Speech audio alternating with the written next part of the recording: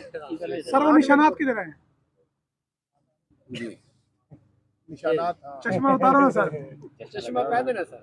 चश्मा पहन हाँ चश्मा। निशान कहाँ पे सर? वो कह रहे कि निशान है और हमने आपको मारा। चले आप हाथों ढूंढ में निशान है। आप ढूंढे ना। सर थोड़ा सा ये बताइए कि पिछले दिन इमरान खान की जमानत जिस नुक्ते पे मुलतवी हुआ एक हफ्ता यार गुजर पहले गया, आज यार दोबारा असमानुल्लाह पे यार पहले फलाना बैठ साहब जाओ यार। फोकस रखो यार, इसको बात करेंगे। एंकर्स पे साहब अब क्या अफनान साहब के खिलाफ जो आपकी जमानत की हो गई है, लेकिन ये मुकदमा बुनियाद तो आप एक वकील हैं, जब लड़ाई झगड़ा हो जाए ऐसे में तो क्या मैक्सिमम क्या इसमें कन्विक्शन हो सकती है अगर सजा होती है? आपकी जगह नहीं, आपकी जगह कोई भी और हो तो क्या हो सकता है? ठीक है, बाकी कोई सर मंसूर अली खान के दावे के ऊपर क्या कहते हैं? मंसूर अली खान बड़े दावे जो कर रहे हैं। तहजीब सिखा रहे थे।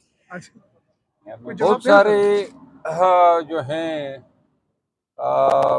इस वाकई के हवाले से बहुत सारे जो स्कूल ऑफ थॉट हैं उसमें